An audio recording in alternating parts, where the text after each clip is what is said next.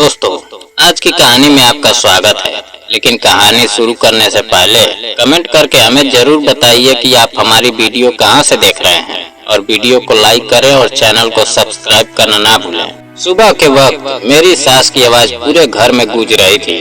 वह गुस्से में कह रही थी, ये आखिर कब तक इस घर की किस्मत खराब रहेगी।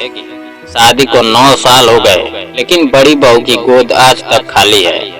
मैं रसोई में खड़ी सबके लिए नाश्ता बना रही थी और हमेशा की तरह उनकी बातें चुपचाप सुन रही थी। मेरी दोनों देवरानियां अपने बच्चों को स्कूल भेजने में लगी थी।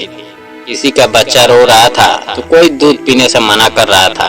सास ने मेरी तरफ देखकर कहा कि तुम्हारे तो बच्चे हैं नहीं, इसलिए घर का काम ही कर लिया करो। तुम्हें क्या पता माँ बनना कितना मुश्किल होता है। मैंने कोई जवाब नहीं दिया, क्योंकि इन बातों का जवाब देते देते मैं थक चुकी थी। तभी मेरे पति मोहित कमरे से बाहर आए। उन्होंने मेरी आंखों में छिपे आंसू देख लिए और पूछा कि माँ ने फिर कुछ कहा है क्या। मैंने मुस्कुराकर कहा कि आप चिंता मत कीजिए, यह तो रोज की बात है। तभी सास ने मोहित से कहा कि अगर तुमने दूसरी शादी कर ली होती तो आज इस घर में बच्चों की किलकारियां गूंज रही होती। मोहित ने साफ शब्दों में कहा वह सुमन को छोड़कर दूसरी शादी कभी नहीं करेगा। सास ने गुस्से में कहा, तुम अपनी पत्नी के लिए पूरे खानदान की खुशी कुर्बान कर रहे हो। मोहित बिना कुछ बोले ऑफिस चला गया। उसके जाने के बाद मैंने पूरे घर का काम किया। दोनों देवरानियों के कपड़े धोए, बच्चों के कपड़े साफ किए, खाना बनाया और घर की सफाई की। फिर भी सास ने कहा कि तुम्हारे अपने बच्चे नहीं हैं, इसलिए काम करना तुम्हारा भाग्य है। मैं अंदर से टूट चुकी थी, लेकिन मोहित का प्यार मुझे संभाल लेता था। वह अक्सर कहते थे कि सुमन, तुम मेरी पत्नी हो और मेरे लिए किसी बोझ से कम नहीं हो। अगर हमारी किस्मत में बच्चा हुआ तो तुम्हारे साथ होगा, और अगर नहीं हुआ तो भी मैं तुम्हारे साथ नहीं छोड़ूंगा। हमने कई डॉक्टरों से इलाज कराया। हर बार उम्मीद लेकर अस्पताल जाते और खाली हाथ लौटते।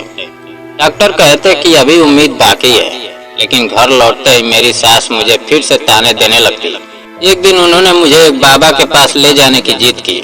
वहाँ उस आदमी ने मेरा हाथ पकड़कर कहा कि किसी ने मेरी कोख बांध दी है और पूजा के नाम पर मेरे साथ गलत हरकत करने की कोशिश की। मैं तुरंत वहाँ से बाहर आ गई। सास ने मुझे बहुत खरी खोटी सुनाई, लेकिन मोहित ने मेरा साथ दिया।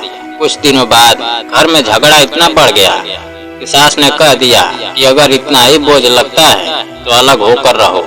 अगले ही दिन आंगन के बीच दीवार खड़ी कर दी गई। एक ही घर 2 हिस्सों में बट गया। दूसरी तरफ बच्चों की हंसी सुनाई देती थी और मेरे हिस्से में सिर्फ खामोशी थी। मोहित सुबह ऑफिस चले जाते और मैं पूरे दिन अकेली रहती। एक रात मोहित ने फोन करके कहा कि आज ऑफिस में बहुत काम है, इसलिए वह घर नहीं आएगा। उसने मुझे समझाया कि दरवाजा किसी के लिए मत खोलना। रात काफी हो चुकी थी। तभी अचानक मेरे दरवाजे पर दस्तक हुई। मैं डर गई। बाहर से एक कमजोर आवाज आई, बेटी, बाहर बहुत ठंड है, अगर अंदर जगह नहीं है तो बरामदे में बैठने दे दो। मैंने जाली से बाहर देखा, वही बूढ़ा भिखारी खड़ा था जिसे मैं कई दिनों से गली में देख रही थी। उसकी सफेद दाढ़ी थी, कपड़े फटे हुए थे और कंधे पर एक पुरानी गठरी थी। मैंने सोचा कि इतनी ठंड में किसी बूढ़े को बाहर छोड़ना ठीक नहीं होगा।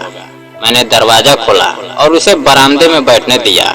उसे खाना दिया और एक कंबल भी दे दिया। बूढ़े ने मेरी तरफ देखकर कहा कि बेटी, भगवान तुम्हारी खाली झोली भर दे। तुम्हें जिस खुशी का इंतजार है वह तुम्हें जरूर मिलेगी। उसकी बात सुनकर मेरी आंखें भर आई। आधी रात को मुझे लगा जैसे किसी बच्चे के रोने की आवाज आई। मैंने खिड़की से देखा, लेकिन बूढ़ा चुपचाप सोया हुआ था। सुबह मेरी आंख खुली तो बूढ़ा वहाँ नहीं था। कंबल तह करके रखा हुआ था, लेकिन उसकी पुरानी गठरी बरामदे में पड़ी थी। मैंने सोचा कि वह शायद जल्दबाजी में भूल गया होगा।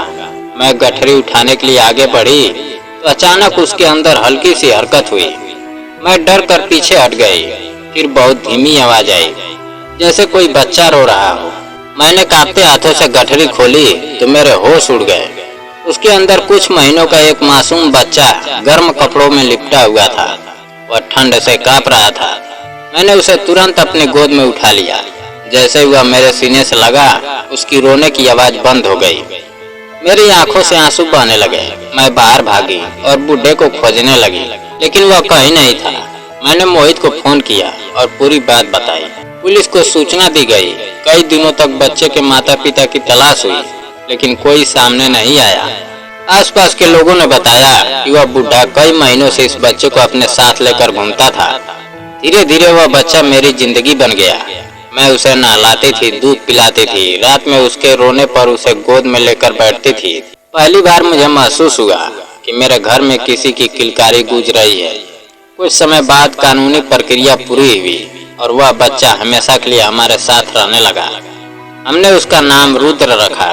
जिस दिन मैंने उसे अपना बेटा माना, उस दिन मुझे लगा जैसे मेरी 9 साल की सारी पीड़ा खत्म हो गई। सबसे बड़ा बदलाव मेरी सास में आया।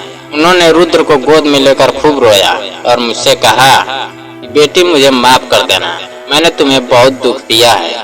मैंने उनके हाथ पकड़कर कहा, यह पुरानी बातें भूल जाइए, यह आपका पोता है। कुछ साल बाद रुद्र 4 साल का हो गया।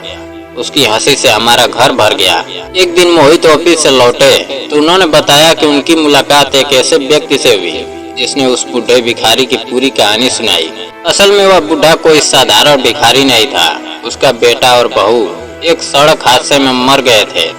उनके पीछे यह मासूम बच्चा था। वह बुढ़ा अपने पोते को लेकर दर दर भटकता रहा।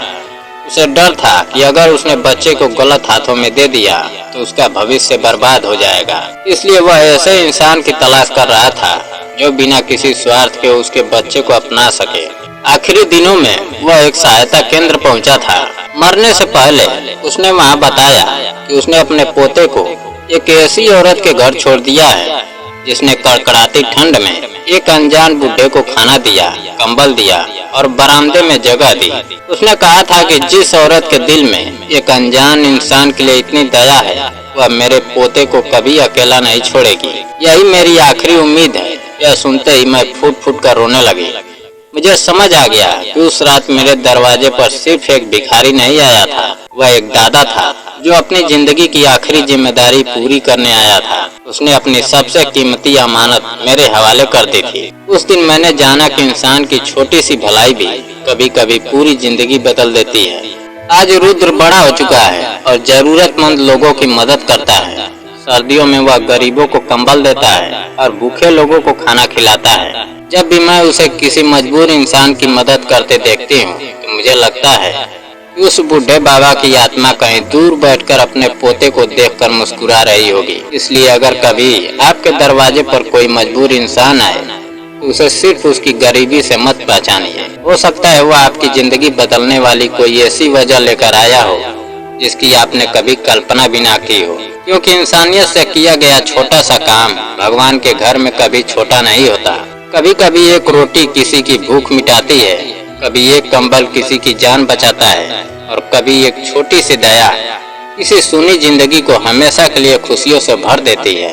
दोस्तों, अगर कहानी पसंद आई हो तो वीडियो को लाइक और चैनल को सब्सक्राइब करना ना भूलें। जय हिंद।